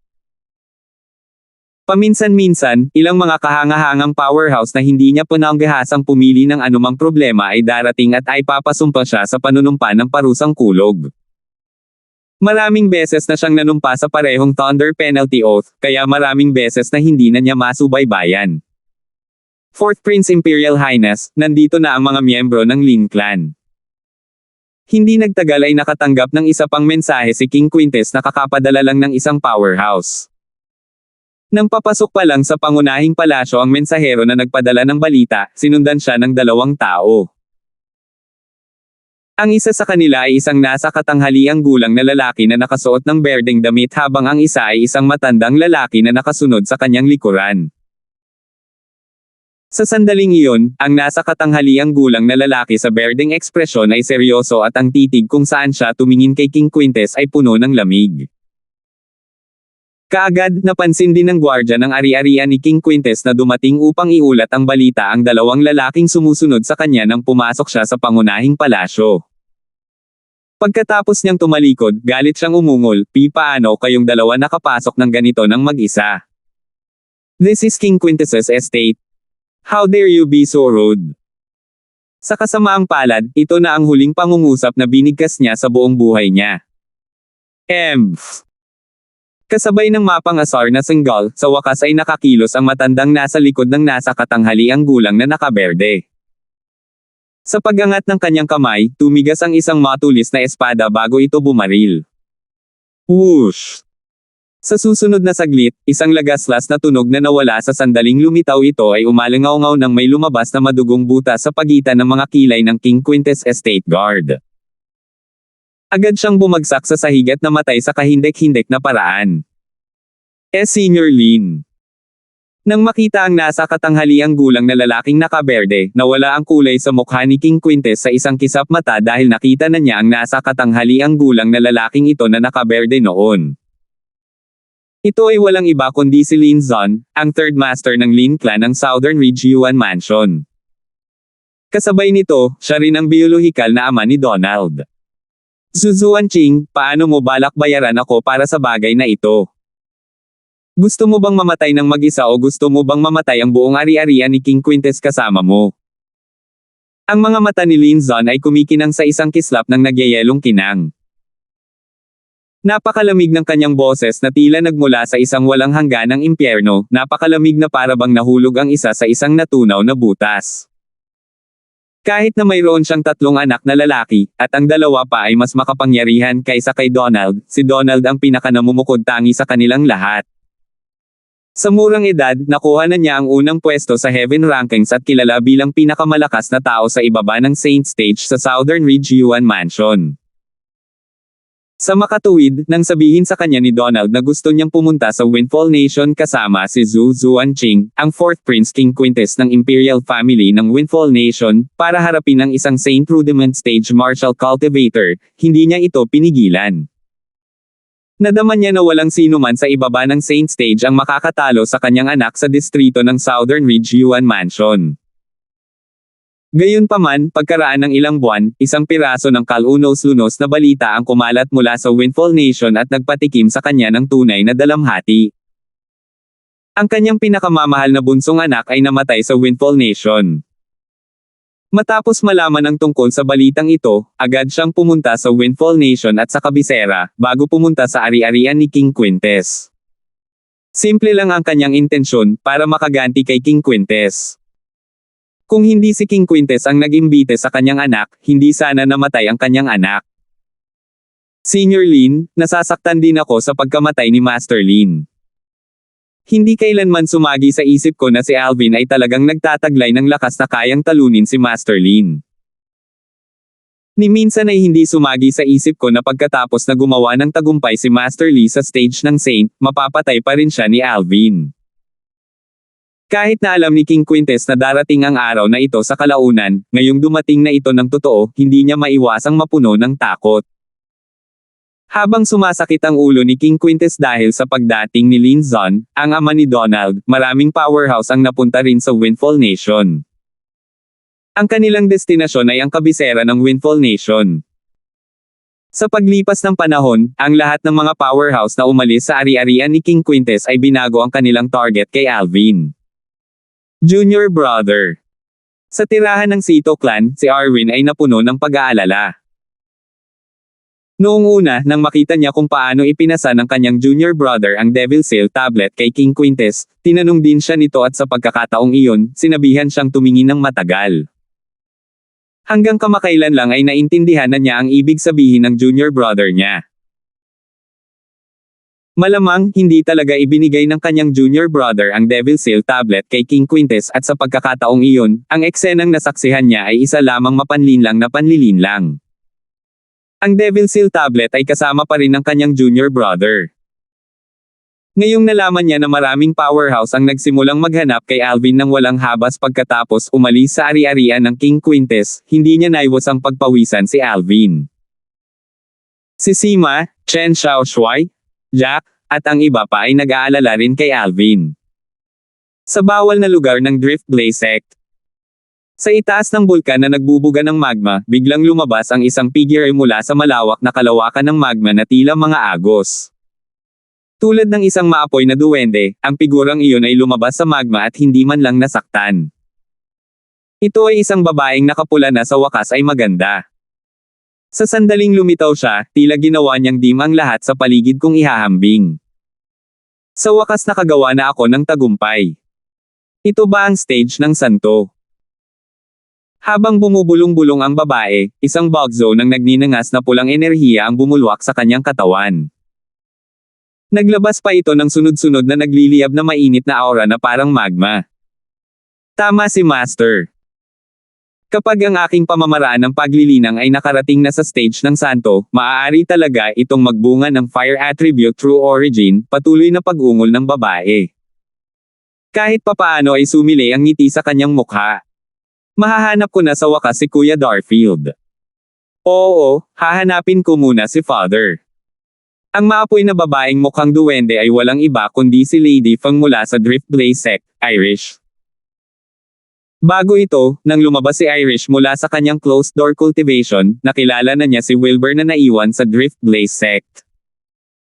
Sa oras na iyon, parehong emosyonal ang mag-ama na matagal nang hindi nagkita. Upang makapiling si Alvin sa lalong madaling panahon, pagkatapos na makasama ang kanyang ama sa loob ng ilang panahon, muling ibinaon ni Irish ang kanyang sarili sa paglilinang. Ngayon lang siya sa wakas nakagawa ng tagumpay sa stage ng Saint. Dahil matagal na siyang nasa closed door cultivation, hindi pa rin niya alam ang tungkol sa mga insidenteng naganap sa labas. Nagkataon, mula nang dumating siya sa Drift Blaze Sect, si Wilbur, na tumira sa malalim na pag-iisa at bihirang lumabas, ay hindi rin alam kung ano ang nangyari sa labas. Hanggang nang ang mag-ama ay pumunta para hanapin si Yuna, ang Drift Blaze Sect leader, na nagsasabing gusto nilang hanapin si Alvin na sa wakas ay nalaman nila ang tungkol sa kamakailang mga pangyayari sa labas mula kay Yuna. Si Donald, ang pinakamalakas na powerhouse sa Heaven Rankings, na nagmula sa Lin clan ng Southern Ridge Yuan Mansion, ay dumating upang hamanin si Kuya Darfield. Matapos matuklasan ang tungkol dito, kahit si Irish ay hindi naiwasang mag-alala para kay Alvin. Kahit na hindi pa siya nakipag-ugnayan sa pinakamalakas na powerhouse sa Heaven Rankings, alam din niya na mayroon itong hindi kapani-pani walang lakas. Kung hindi sana siya malawak na kinikilala bilang ang pinakamakapangyarihang tao sa ilalim ng stage ng Saint sa distrito ng Southern Ridge Yuan Mansion. Matapos malaman na ginawang espada ni Alvin ang kanyang teritoryo at may bilis na nalampasan si Donald, ngumiti si Irish. Hindi ako makapaniwala na si Kuya Darfield talaga ay may napakalaking lakas. Gayunpaman, sa sandaling mabalitaan niya na si Donald ay nakagawa na ng isang pambihirang tagumpay sa stage ng Saint sa kritikal na sandali na iyon, namulat kaagad ang takot sa kanya. Sa sandaling iyon, nagbago ang agos ng tubig at nalaman niyang kinuha ni Alvin ang Devil Seal tablet sa kritikal na sandaling iyon at nalipat ang atensyon ng lahat, kabilang ang kay Donald. Kasabay nito, pinatay niya si Donald. Sa pamamagitan lamang ng isang espada, si Donald na nakagawa ng tagumpay sa stage ng Saint ay pinatay niya. Ang lakas ni Kuya Darfield ay ganito ba talaga kalakas? Nagulat si Irish sa lakas na ipinakita ni Alvin. Bukod doon, nahulaan din niya na ang Devil Seal tablet na kinuha ni Alvin ay ang hindi kumpletong stone tablet na ipinahiram niya sa kanya noon. Noong nakaraan, hindi niya alam ang tungkol sa implikasyon ng Devil Seal tablet na iyon, ngunit pagkatapos na makarating sa Dao Martial Saint Land, nalaman na niya na ang tablet ay isa sa Super Saint Weapon sa 10 Great Saint Weapon ranking sa Dao Martial Saint Land. Si Kuya Darfield ba talaga ang nagbigay ng Devil Seal tablet kay King Quintes? Nang marinig kung paano ipinasa ni Alvin ang Devil Seal tablet kay King Quintes, kumunat ang noo ni Irish. Sa kabila ng pag-alam na ang dahilan kung bakit ginawa iyon ng kanyang Kuya Darfield ay isang improvised makeshift, naiintindihan pa rin niya ang pag-aatubili na naramdaman nito sa oras na iyon. Gayunpaman, matapos malaman na hindi talaga nakuha ni King Quintes ang Devil Seal tablet at malamang nakasama pa rin nito ang Kuya Darfield niya, ngumiti ulit siya. Nang marinig niya na ang lahat ng uri ng powerhouse ay kasalukuyang naghahanap sa kanyang Kuya Darfield at gustong agawin ang Devil Seal tablet mula sa kanya, hindi niya maiwasang maabala muli. Ama, Guro, gusto kong hanapin si Kuya Darfield, anunsyo ni Irish na may determinadong tingin kina Wilbur at Yuna. Irish, alam ko kung ano ang nararamdaman mo. Umiling si Yuna. Pero alam mo ba kung nasaan ngayon ang Kuya Darfield mo? Bago siya umalis, hindi man lang niya sinabi sa mga tao sa paligid niya kung saan siya pupunta. Ang paghahanap sa kanya ay parang paghahanap ng karayom sa isang dayami. Gusto ko pa ring subukan, Master. Ang ekspresyon ni Irish ay puno ng tiyaga. Sa sandaling iyon, higit siyang nag-aalala tungkol sa kaligtasan ni Alvin. Mahirap para sa kanya na mawala ng pag-aalala bago niya ito muling makilala. Irish, nasabi ko na sa iyo noon na hindi ka makakaalis sa Drift Blaze sect bago ka pa makalusot sa Saint Stage, sabi ni Yuna sa Fire Worship sect. Dahil sa espesyal na mental cultivation method ng Blazing Phoenix Progeny, hindi nalantad ang aura ni Irish kahit nakalusot na siya sa Saint Stage. Gayunpaman, nang marinig ang mga salita ni Yuna, sinadya niyang i-activate ang True Origin sa loob ng kanyang katawan. Kumalat kaagad ang aura na pag-aari ng isang powerhouse ng Saint Stage. 1645. Irish, why nakarating ka na sa stage ng santo? Sa sandaling naramdaman ni Yuna ang aura mula sa katawan ni Irish, nanliit kaagad ang kanyang mga mata habang napuno ng kagalakan ang kanyang mukha. Oo. Ngumisi si Irish habang tumatango. Gayunpaman, makikita pa rin ang mga palatandaan ng pag-aalala sa kanyang mga mata habang nag-aalala siya sa kaligtasan ni Alvin. Saint Stage. Nakapasok na si Irish sa Saint Stage. Sa kabilang banda, si Wilbur, na nasa tabi, ay ganap na natulala. Nakatingin sa kanyang anak na tulala, hindi siya bumalik sa kanyang katinoan sa loob ng mahabang panahon. Siyempre, alam din niya ang ibig sabihin ng Saint Stage. Kahit na alam niya na ang kanyang anak na babae ay orihinal na isang hakbang lamang ang layo mula sa Saint Stage, sa sandaling nalaman niyang nakagawa na ito ng isang pambihirang tagumpay sa Saint Stage, ang kanyang puso ay napuno pa rin ng pagkalito. Kung tutuusin, ito ang anak na babae na binabantayan niya habang lumalaki ito. Habang inaalala ang nakaraan, muli siyang napabuntong hininga sa kanyang puso. Kasabay nito, nahuhugasan din siya ng malalim na pasasalamat kay Alvin. Ang lahat ay salamat kay Alvin na ang kanyang anak na babae ay nagawang maalis ang apoy na espiritong katawan at masira ang mga tanikala ng pagkakaroon ng maikling buhay. Sa wakas, nagtagumpay siya sa mga nagawa niya ngayon. Dahil si Irish ay nakagawa na ng isang pambihirang tagumpay sa Saint Stage, natural para kay Yuna na hindi na magkaroon ng anumang dahilan para hilingin sa kanya na manatili. Gusto man niyang sirain ang pangakong una niyang ginawa sa huling pagkakataon, tinupad niya pa rin iyon dahil alam niyang ikakagalit lang siya ng kanyang alagad. Ito ay hindi isang kapaki-pakinabang na bagay para sa kanya. Upang hindi maapektuhan ang impresyon ng kanyang disipulo sa kanya, pumayag siya sa kahilingan ni Irish na umalis. Ngayong gustong umalis ni Irish, syempre, hindi na plano ni Wilbur na magpatuloy pa sa Drift Blaze sect. Siya ay handa na pumunta sa Sito Clan sa kabisera ng Windfall Nation upang muling makasama sina Arwin, Sima at ang iba pa. Pagkatapos umalis ni Wilbur at ng kanyang anak na babae sa Drift Blaze sect, pumasok si Yuna sa ipinagbabawal na lugar ng Drift Blaze sect. Sa gilid ng bundok ng isang aktibong bulkan, mayroong isang malawak na lihim na silid sa ilalim ng lupa na matatagpuan sa loob. Ang paligid ng underground secret room ay nagninangas na pula at umagos ito ng sunod-sunod na nagliliyab na aura. Gayunpaman, hindi ito naapektuhan ni Yuna nang pumunta siya rito. Sa sulok ng lihim na silid, isang matandang babae na kulay abo, na naka-cross-legged sa isang batong kama, ay tila may napansin nang bigla niyang imulat ang kanyang mga mata. Nang makita niya na ang bagong dating ay si Yuna, agad siyang bumangon sa kama at walang pakialam na binati siya, "Sect Leader Yuna."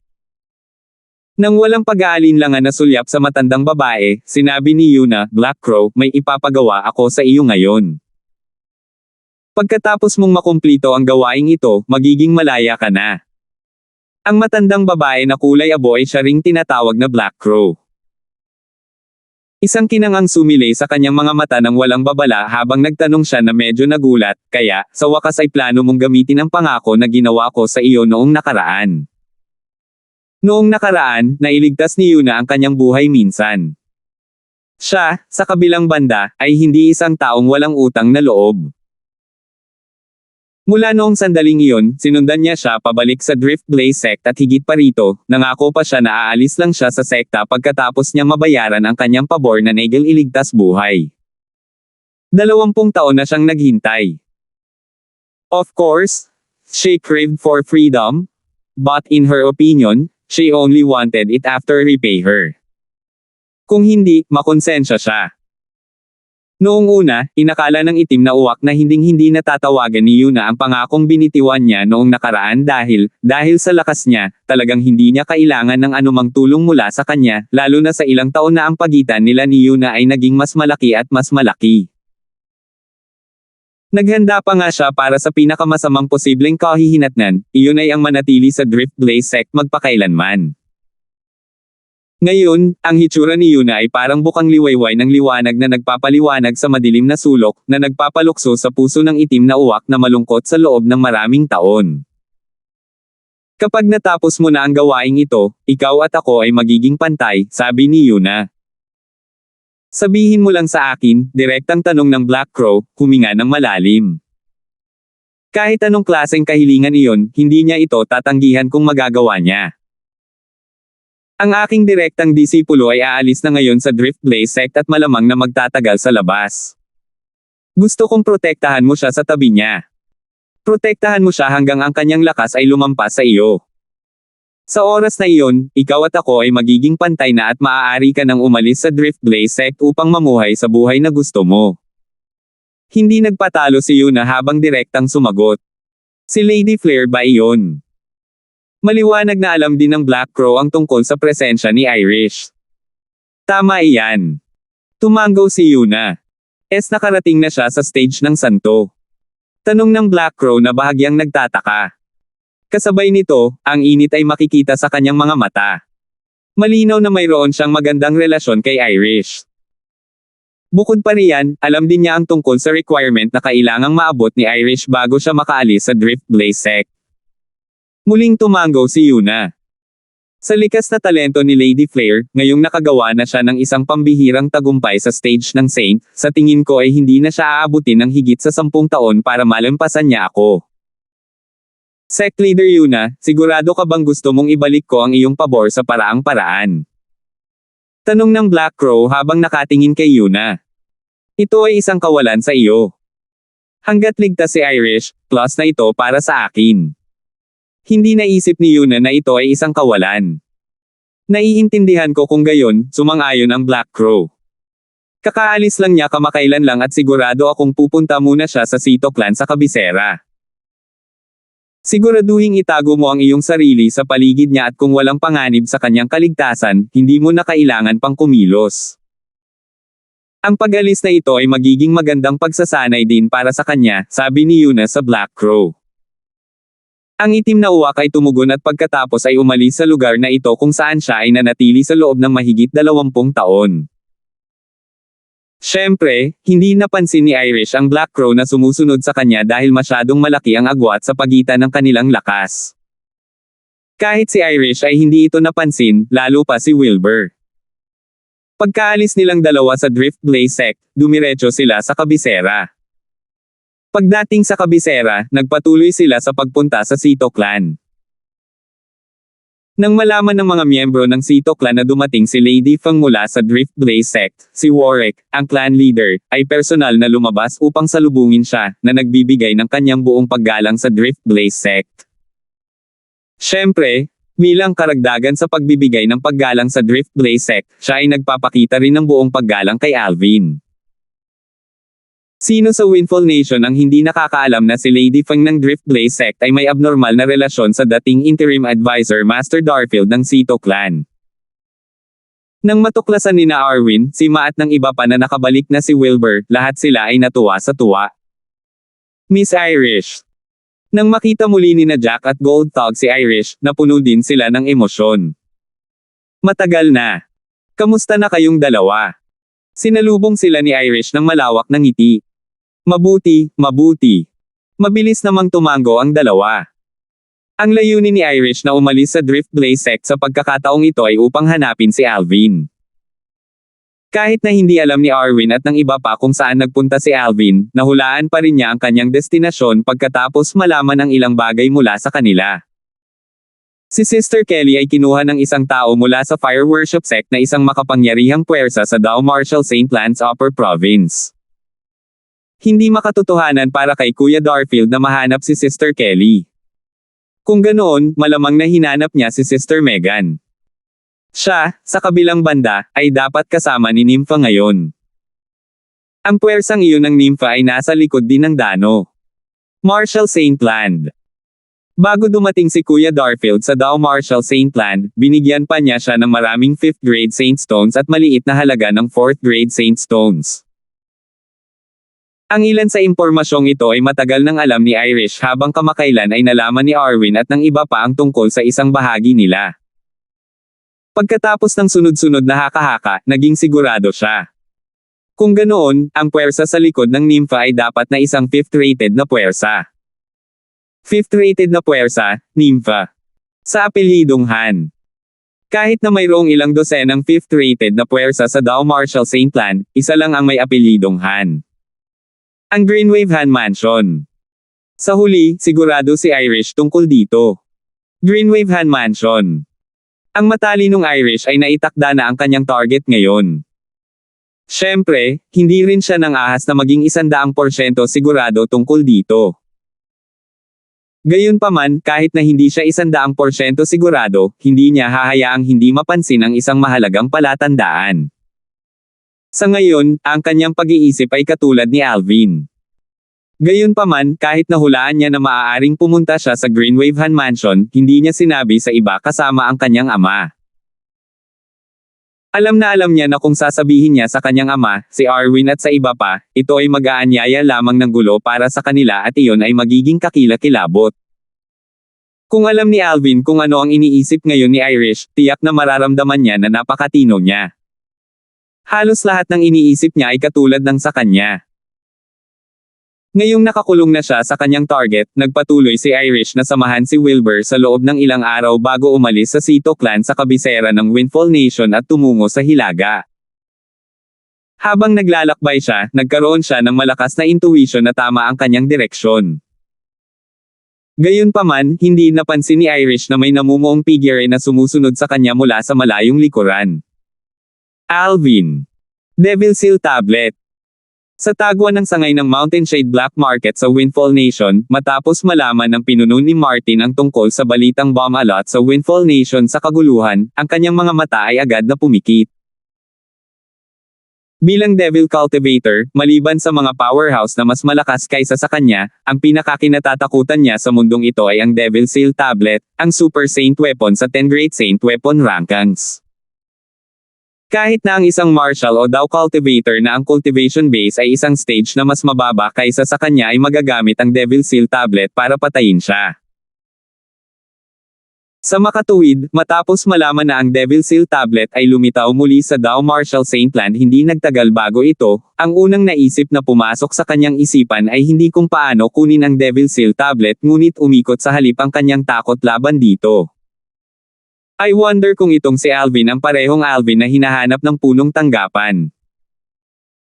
Kung nalaman na ng punong himpilan ang tungkol sa kinaroroonan ng Devil Seal Tablet bago ito, tiyak na siya ang Alvin na hinahanap ng punong tanggapan noon. Napaisip si Martin sa kanyang sarili. Hindi nagtagal, bumalik din si Jules na pinadala niya. Jules, nasuri mo na ba? Nang makitang bumalik si Jules, agad na nagtanong si Martin, si Alvin ba ang hinahanap natin ay siya ring taong nakahawak sa Windfall Nation sa kaguluhan. Nakumpirma ko na. Siya ang parehong tao, pag-amin ni Jules, gayunpaman, ang kanyang kinaroroonan ay kasalukuyang hindi alam at maraming powerhouses ang naghahanap sa kanya ngayon. Hindi magiging madali para sa atin na hanapin siya. Tulad ng inaasahan, pareho silang tao. Isang kinangang sumilay sa mga mata ni Martin habang sinabi niya sa malalim na boses, kahit na hindi natin siya mahanap, kailangan pa rin natin siyang hanapin.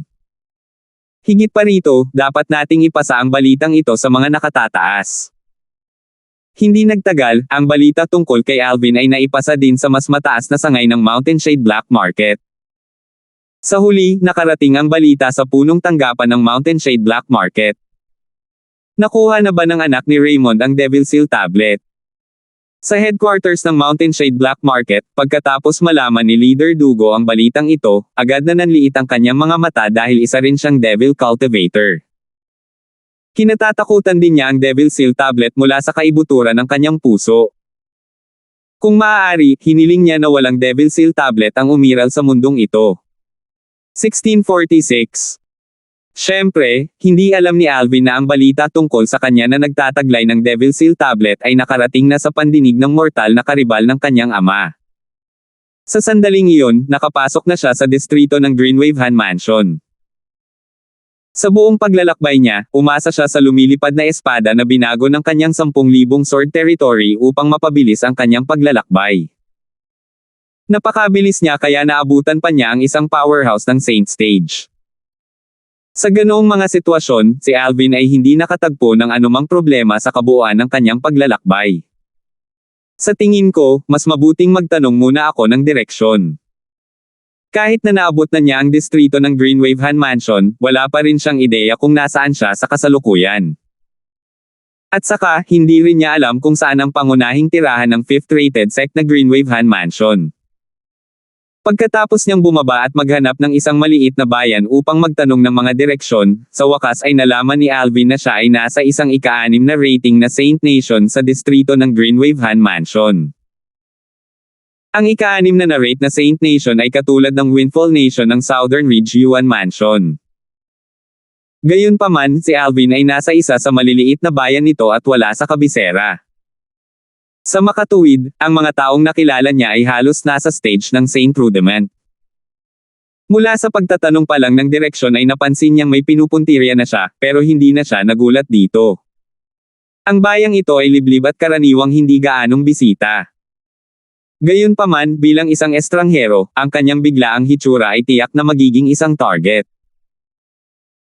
Matapos ay activate ang kanyang Divine Eye at malaman na ang iilang tao na nakatarget sa kanya ay nasa Perfection Saint Rudiment stage lang sa pinakamaraming bagay, tinatimad na rin siyang magbigay ng dam tungkol sa kanila. Pagkaalis niya sa bayan, nawala siya sa manipis na hangin sa harap ng kanilang mga mata. Nawala siya. Nang makita ang batang tagalabas na ito na naka-purple ay nawala na lang sa harap ng kanilang mga mata ng ganoon, ang ilang Saint Rudiment Stage Martial Cultivators na nagpuntirya kay Alvin, at gustong pumatay at nanakawan sa kanya ay agad na nagpawis ng malamig. Nakakatakot ang bilis. Dapat ay nasa Paramount Saint Rudiment Stage man lang siya, hindi ba? Ungol ng isa sa mga Mastery Saint Rudiment Stage Martial Cultivator sa kanyang sarili. Tanging isang martial cultivator na nasa Paramount Saint Rudiment stage lang ang maaaring mawala sa harap ng kanyang mga mata ng ganoon lamang sa bilis. Hindi. Siya ay dapat na isang powerhouse ng Saint Stage. Sambit ng pinakamalakas sa iilan sa kanila habang nakapikit ang mga mata sa sobrang gulat. Bakas din ang kaba sa pagitan ng kanyang mga mata. B-boss, huwag mong sabihin sa amin na kahit ikaw ay wala kang nakitang bakas ng pag-alis niya ngayon lang. Sabay-sabay na nawala ang kulay sa kanilang mga mukha. Nawala siya sa manipis na hangin sa harap mismo ng aking mga mata. Kahit isang ordinaryong nalalapit na Saint Stage ay hindi maaaring magkaroon ng ganoong bilis. Batay sa kadahilanang ito, maaaring siya ay isang powerhouse na kilala sa Heaven Rankings at dalubhasa sa bilis o siya ay isang powerhouse ng Saint Stage. Ang taong tinawag na amo, ang Paramount Saint Rudiment Stage Martial Cultivator, ay napabuntong hininga. Dapat matuklasan ng ganoong powerhouse ang aming mga landas. Mabuti na lang at hindi siya nakipagtawaran sa amin. Kung hindi, wala sa amin ang nakaligtas. Sabay-sabay na natahimik ang iba. Kung ang isa ay nagbigay ng mas malapit na pansin, ito ay madaling mapansin na ang butil ng nerbiyos na pawis ay lumalabas sa kanilang mga noo ngayon. Sa totoo lang, para kay Alvin, ang pagpatay sa mga taong ito ay magiging kasing dali ng pagbelang ng isang palad, ngunit dahil ang mga iniisip ni Alvin ay ganap na nakatuon kay Megan ngayon, hindi niya sinayang ang kanyang oras sa kanila. Pagkatapos magtanong tungkol sa lokasyon ng metropolis ng distrito ng Greenwave Han Mansion, ang susunod niyang destinasyon ay, syempre, ang lugar kung saan pinamunuan ng 5th Rated Force na Greenwave Han Mansion ang nakapalibot na distrito nito, o sa mas tumpak, ang Greenwave Han Mansion Stronghold kung saan maraming powerhouses ang nagtipon. Bilang 5th rated na puwersa, ang Greenwave Han Mansion Stronghold ay isang lugar na mahahanap at matutungan ng kahit sino. Para sa kadahilanang ito, sa ilalim ng gayong mga kalagayan, unang nagtungo si Alvin sa Greenwave City na siyang pinakamataong lungsod sa distrito ng Greenwave Han Mansion. Ito rin ang lungsod na pinakamalapit sa kuta ng Greenwave Han Mansion. Bukod pa riyan, ganap itong kontrolado ng Greenwave Han Mansion. Bilang karagdagan, ang Greenwave Han Mansion ay nag-set up din ng isang sub-mansion doon. Kinokontrol ng sub-mansion na ito ang Greenwave City. Ang Greenwave City Gobernador din ang pinuno ng sub-branch na ito, at higit pa rito, siya rin ang lineal na disipulo ng Greenwave Han Mansion. Sa ilang lawak, ang Greenwave Han Mansion ay maaaring ituring na isang 5th rated clan, ngunit sa clan na ito, ang kanilang diskarte sa pamamahala ay mas katulad ng isang sekta. Sa Greenwave Han Mansion, kahit nadala mo ang apelyido ng Han, ituturing ka rin na mahalaga kung ikaw ay makapangyarihan. Posible rin para sa isa na maging Mansion Master ng Greenwave Han Mansion. Sa kasalukuyang Greenwave Han Mansion, sa mga dayuhang disipulo, ang pinakanamumukod-tangi ay ang Beast Tamer na parang biological na kapatid ng kasalukuyang Mansion Master. Ang Beast Tamer na ito ay isa ding kilalang-kilala sa buong Greenwave Han Mansion. Sa kabuuan, hanggat ang isa ay may sapat na talento, hindi na kailangang mag-alala tungkol sa pagkakaroon ng mga talento ng isang tao na may baon pagkatapos makapasok sa Greenwave Han Mansion. Pagkatapos pumunta ni Alvin sa Greenwave City at maghanap ng matutuluyan, nagpatuloy siya sa pagtambay sa mga restaurant buong araw. Ang restaurant na napili niya ay ang pinaka-busy din sa Greenwave City. Kahit na ang restaurant na ito ay napakalaki, ito ay karaniwang puno sa oras ng pagkain dahil ito ay swarm sa mga bisita. Umupo si Alvin sa isang lugar malapit sa bintana mag-isa, humihigop ng kanyang alak at kumakain ng kanyang pagkain. Sa ngayon, kahit na ang kanyang kakilala ay maupo sa kanyang harapan, maaaring hindi niya makilala si Alvin dahil mayroon na siyang ganap na bagong hitsura sa kanyang mukha. Ito ay isang napakalamig at malayong mukha na umaagos sa isang hindi nakikitang pakiramdam ng nagyayelong aura na hindi malapitan. Ito ay walang iba kundi ang pagbabalat kayo ni Alvin. Siyempre, hindi artificially ginawa ang pagbabalat kayo niya. Sa halip, puro lihim na taktika ang ginawa niya. Nakuha niya ang lihim na taktika na ito sa pamamagitan ng pagtatanong kay Elder Hal. Ang konsepto ng lihim na taktika na ito ay upang baguhin ang mga kalamnan sa kanyang mukha sa ilang lawak gamit ang kanyang true energy upang ang kanyang mukha ay lubos na mabago. Kung ikukumpara sa isang ordinaryong pagbabalat kayo, ang disguising secret tactic na ito ay hindi madaling ma-detect ng iba. Ang isang ordinaryong disguise ay hindi magagawang linlangan ang isang ordinaryong martial o Dao cultivator's spiritual energy, lalo pa ang isang saint stage powerhouse na divine consciousness. Gayunpaman, ang disguising secret tactic na ginamit ni Alvin ay madaling makalinlang sa isang powerhouse ng Saint Stage. Kahit na natatakpan ng banal na kamalayan ng powerhouse ng Saint Stage ang kanyang mukha, hindi nila mapapansin ang anumang abnormalidad sa kanyang mukha. Nakaupo sa tabi ng bintana sa restaurant, nakinig si Alvin sa lahat ng uri ng pag-uusap ng mga customer mula sa lahat ng dako. Sa mga ilang araw na ito, wala siyang nakuhang anumang kapaki-pakinabang na balita. Sa sandaling iyon, isang waiter ang nagkataon na naghain ng mga pinggan at habang naglalakad siya at si Alvin ay nakataas ang isang kilay. Habang nakataas ang kamay, kumuha siya ng ikalimang baitang Saint Stone at inilagay sa harap ng waiter. "Sir, ito po ba?" Nang makita ang ikalimang baitang Saint Stone, nagliwanag kaagad ang mga mata ng waiter. Sa katunayan, ang nag-iisang piraso ng ikalimang baitang Saint Stone ay katumbas na ng 3 buwan ng kanyang sweldo.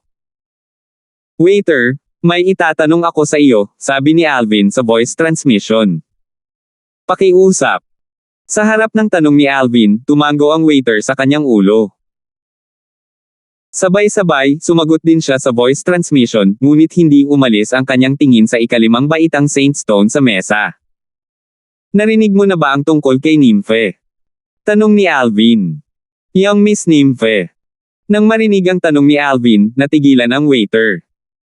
"Sir, ito ba ang unang beses mong pumunta sa Greenwave Han Mansion? Paano mo nalaman?"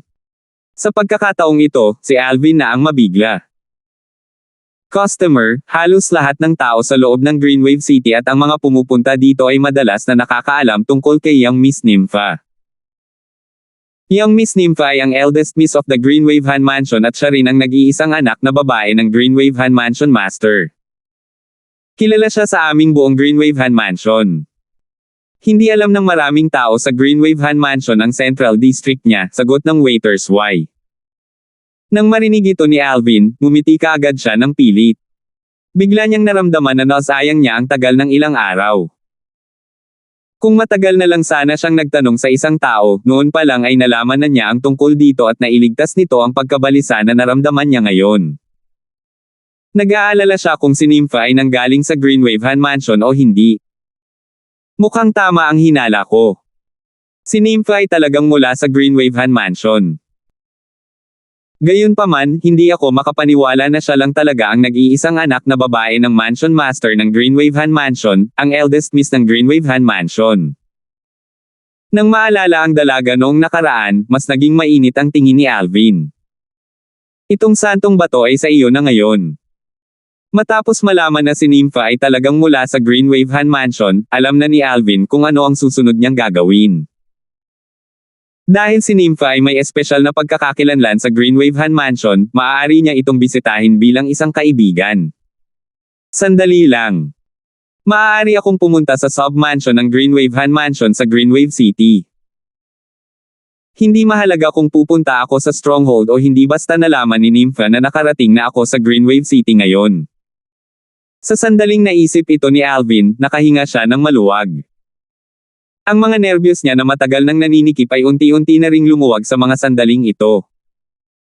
Noong una, kahit pinaghihinalaan niya na si Nympha ay maaaring nagmula sa Greenwave Han Mansion, hindi pa rin siya sigurado, kaya dumanas siya ng matinding stress sa buong paglalakbay na ito. Kung tutusin, kung nagkamali ang kanyang palagay, ang lahat ng pagsisikap sa panahong ito ay wala ng saysay. Gayunpaman, ngayong sinabi ito sa kanya ng waiter, alam niyang tama ang kanyang mga palagay. "Salamat, sir." Nagpasalamat sa kanya ang waiter habang inililigpit ang santong bato. Pagkaalis ng waiter, ipinagpatuloy ni Alvin ang pag-inom ng alak at pagkain ng mga pinggan bago umalis. Sa sandaling ito, 3 boses sa tabi ng mesa ang nakarating sa kanyang pandinig sa tamang oras. Binanggit nila si Nympha. Kung nangyari ito bago ang kanyang pakikipag-ugnayan sa waiter ngayon, hindi sana papansinin ni Alvin kung narinig niya ang mga ito dahil hindi pa rin siya clueless tungkol sa pagkakakilanlan ni Nympha sa Greenwave Han Mansion. Nabalitaan ko na hindi nagtagal, ang Young Mansion Master na iyon ng Rising Sky Mansion ay pupunta sa ating Greenwave Han Mansion para pakasalan ang mahalagang anak ni Lord Mansion Master. Mukhang hindi na mamanahin ng eldest miss ng ating Greenwave Han Mansion ang posisyon ng Mansion Master ng kanyang ama ngayon, sabi ng isa sa kanila. Balita ko, magiging concubine lang si eldest miss kahit ikasal na siya, sabi ng isa pang tao. Matagal ko nang narinig na ang Young Mansion Master ng Rising Sky Mansion ay likas na playboy at mayroon ng asawa at 5 babae sa bahay. Gayunpaman, hindi ako makapaniwala na sa pagkakataong ito, talagang nakatutok ang mata niya sa panganay na miss ng ating Greenwave Han Mansion, galit na sigaw ng huling tao. Narinig ko yun kanina, ang Young Mansion Master ng Rising Sky Mansion ay biglang kumilos at pumunta sa Greenwave Han Mansion bilang isang bisita. Pagkatapos, agad niyang nagustuhan ang panganay na miss na iyon. Malas din talaga ang eldest miss na iyon.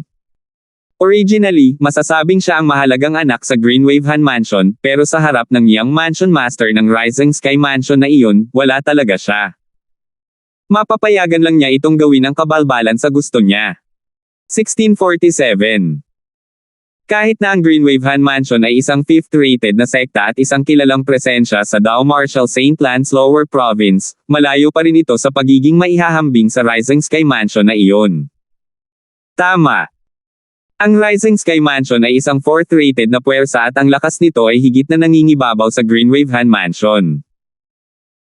Kahit na ang Lord Mansion Master ng ating Greenwave Han Mansion ay hindi naglakas loob na kumilos ng walang ingat sa harap ng Young Mansion Master ng Rising Sky Mansion. Ang Mansion Master ng Rising Sky Mansion ay may 4 na anak, ngunit isa lamang ang anak na lalaki. Dahil dito, siya ay lubusang hinahangaan at spoiled. Narinig ko na mula pagkabata, walang bagay na hindi magagawa ng Young Mansion Master ng Rising Sky Mansion kung gusto niya. Ibang klaseng buhay ang kanyang pinamumunuan. Mula nang dumating siya sa mundong ito, binansagan na siya bilang Young Mansion Master ng Rising Sky Mansion ngunit tingnan mo kami. Makakapagtrabaho lamang tayo sa pamamagitan ng sarili nating mga lakas. Tama. Ang patuloy na paghahambing ng iyong sarili sa iba ay magagalit lamang sa iyong sarili. Nang makarating sa dulo ng paksa ang pag-uusap nilang tatlo, emosyonal silang napabuntong hininga, nakaramdam ng inggit sa pribilehiyo ng Young Mansion Master ng Rising Sky Mansion. Rising Sky Mansion. 4th rated na puwersa. Sumimangot si Alvin. Ang Young Mansion Master ng Rising Sky Mansion na iyon ay may gusto sa Greenwave Han Mansion's eldest miss. At ayon sa sinabi ng waiter kanina lang, si Nympha ang eldest miss of the Greenwave Han Mansion. So, ibig sabihin ba nito ay nagustuhan niya si Nympha? Anong hayop? Siya ay dalaga pa. Sa alaala ni Alvin, si Nympha pa rin ang batang babae na hindi na kailanman lumaki, palaging lumilitaw na parang 15 hanggang 16 na taong gulang na batang babae.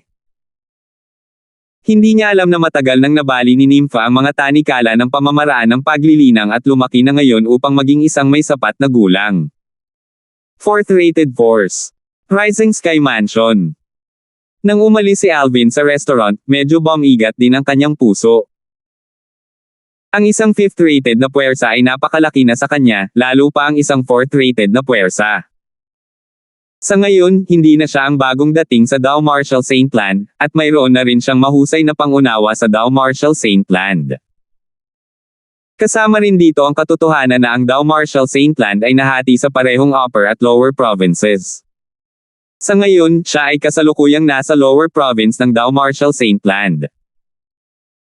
Sa lower province ng Dao Marshall St. Land, ang 4th rated force ay isa ng top rated na puwersa at mayroong hindi mabilang na powerhouses. Bukod pa riyan, mayroon pa silang mga powerhouse na higit na lumampas sa Eminent Saint Stage na siyang yugto pagkatapos ng Refined Saint Stage. Sa isang ika-6 na rated na puwersa, ang pinakamalakas na powerhouse ay karaniwang nasa Refined Saint Stage lamang. Ang isang 5th rated na puwersa, sa kabilang banda, ay mayroong Eminent Saint Stage powerhouses. Sa isang 4th rated na puwersa, may mga powerhouse pa na lumampas na sa Eminent Saint Stage. Sa daan pabalik sa inn, naisip ni Alvin sa kanyang sarili, isa ngayon, hindi pa ako nakakatuntong sa Pristine Saint Stage. Kahit na gumamit ako ng Devil Seal Tablet, maaari lang akong pumatay ng isang ordinaryong Pristine Saint Stage Devil Cultivator. Ang isang Refined Saint Stage Devil Cultivator ay higit pa sa sapat para durugin ako kaagad. Mukhang ang pinakamahalaga ngayon ay ang itaas ang aking cultivation base. Kailangan ko lang ng isang hakbang para matagumpay na makagawa ng tagumpay sa Pristine Saint Stage. Siyempre, maliban sa Devil Seal Tablet, maaari pa ring patayin ni Alvin ang isang Refined Saint Stage Devil Cultivator sa tulong ng kanyang Jasper Celestial Sword. Noong nasa Moon Illumination Sect pa siya, ang unang Saint Stage powerhouse na namatay sa pamamagitan ng kanyang Jasper Celestial Sword ay isang Moon Illumination Sect Supreme Elder na nasa Early Pristine Saint Stage. Pagkatapos, si Alvin ay nakagawa lamang ng isang tagumpay sa Paramount Saint Rudiment stage at naubos ang halos 70% ng kanyang lakas upang patayin siya gamit ang Jasper Celestial Sword. Noong nakaraang pagkakataon, sa harap ni Donald na katatapos lang makapasok sa Early Pristine Saint stage, kahit na pinatay din siya ni Alvin gamit ang isang hiwa ng kanyang espada, halos 50% lang ng kanyang lakas ang ginamit niya.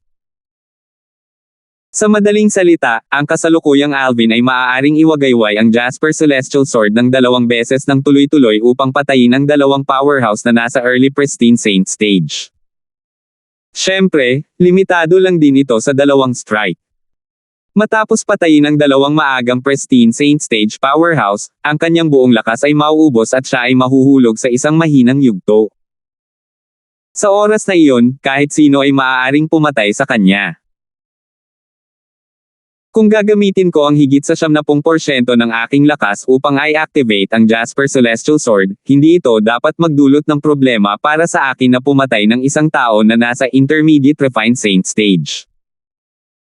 Gayunpaman, halos imposible para sa akin na pumatay ng isang tao na nasa Mastery Refined Saint stage. Si Alvin ay lubos na naunawaan ang kanyang sariling lakas. Kahit na ang Jasper Celestial Sword ay lumalaban sa langit, kailangan pa rin nito ng lakas bilang suporta.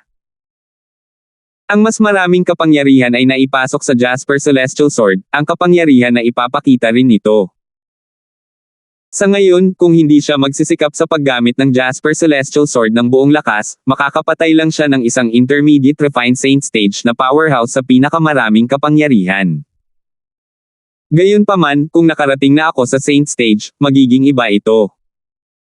Sa panahong iyon, hindi na ako mahihirapang pumatay ng isang Mastery Refined Saint stage powerhouse sa tulong ng Jasper Celestial Sword.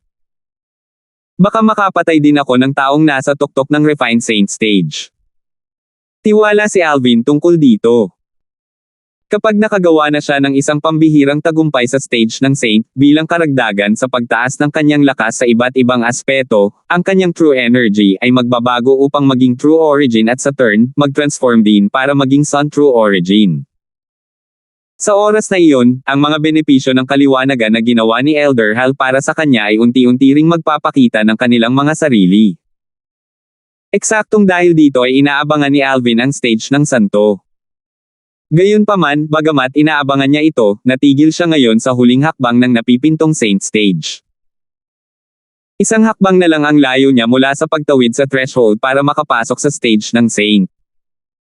Ito ang eksaktong huling hakbang na hindi alam ni Alvin kung ano ang gagawin. Tulad ng ikalawang yugto ng Sovereign Heartsword, wala pa rin siyang mahanap na pagkakataon.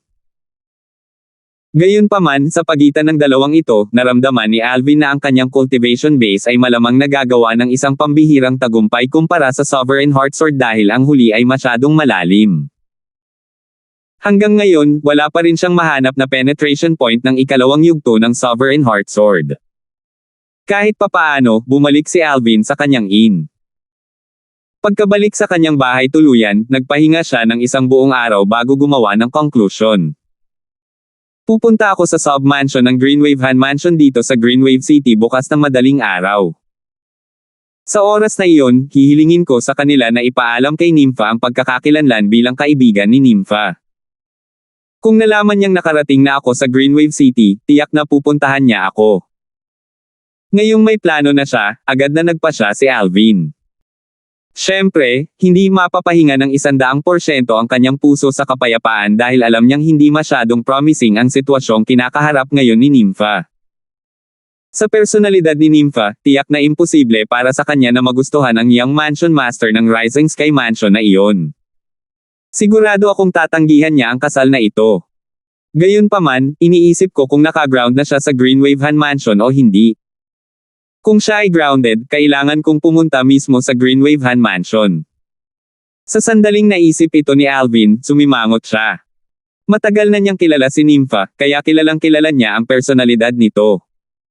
Sinabi sa kanya ni Nympha noon na ang kanyang magiging asawa ay maaari lamang siyang maging asawa. That was her bottom line. Sinamba ni Nympha ang konsepto ng monogamy. Hindi ito bihira sa nakaraang buhay ni Alvin, kaya hindi niya nakitang mali ang ideyang ito tungkol kay Nympha. Gayunpaman, sa mundong ito, ang ideyang ito sa kanya ay talagang hindi kinaugalian. Ito ay dahil ang malalakas ang namuno sa mundong ito. Ganap na normal para sa isang powerhouse na magkaroon ng maraming babae, o higit sa 10, o kahit ilang dosenang babae ng sabay-sabay hanggat kaya niya silang tiisin. Siyempre, dahil dito naramdaman ni Alvin na hinding-hindi papayag si Nympha sa kasal niya at ng Young Mansion Master ng Rising Sky Mansion. Sana ang Little Megan ay nasa Greenwaven Mansion. Kung siya nga, ang aking anak ay ipinanganak na rin ngayon. Habang iniisip ito ni Alvin, isang mainit na ngiti ang sumilay sa gilid ng kanyang bibig. Kinaumagahan, humingi ng direksyon si Alvin at nagtungo sa sub-mansion ng Greenwaven Mansion.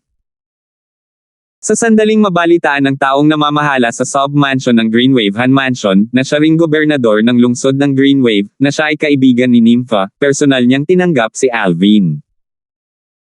Ang sub-mansion ng Greenwaven Mansion ay ang estate ng City Governor ng Greenwave City ay matatagpuan sa silangan ng lungsod. Ang lugar na inookupahan nito ay malawak at hindi mas maliit sa Sito Clan sa kabisera ng Windfall Nation. Sa ilalim ng gabay ng mga gwardya ng City Governor's Estate, pumasok si Alvin sa pangunahing palasyo ng City Governor's Estate at nakita ang gobernador, na siya ring taong namamahala sa sub-mansion ng Greenwaven Mansion. Nang ang gwapo, nasa katanghaliang gulang na lalaking ito na nakasuot ng mahabang silver na roba ay tumayo roon at tumingin kay Alvin, agad itong nagbigay sa kanya ng hindi nakikitang pressure. Sinabi mo bang kaibigan ka ng panganay na Miss? Nang makita kung paano nananatiling hindi nababagabag ang ekspresyon ni Alvin kahit na ang kanyang aura ay nakakulong sa kanya, ang pagkabigla ay sumilay din sa lalim ng kanyang mga mata.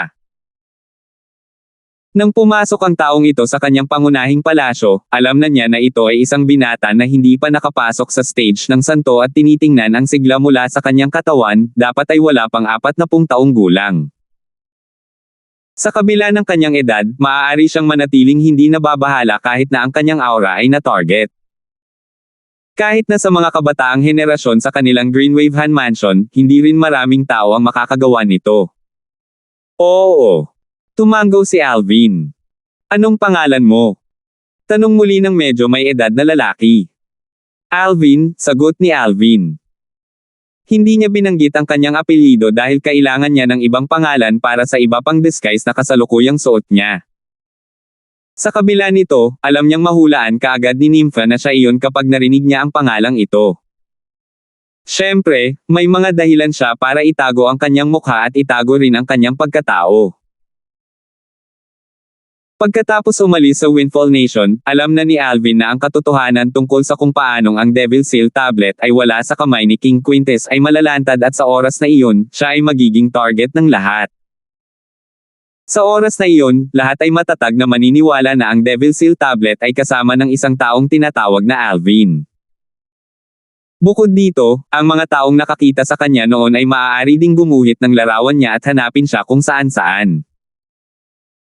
Kahit na ang balita tungkol sa Devil Seal Tablet ay hindi pa kumalat sa Greenwaven Mansion, nahuhulaan na ni Alvin na ang balita tungkol sa tablet na nasa kanyang mga kamay ay tiyak na wawakasan ang buong distrito ng Greenwaven Mansion na parang bagyo hindi nagtagal.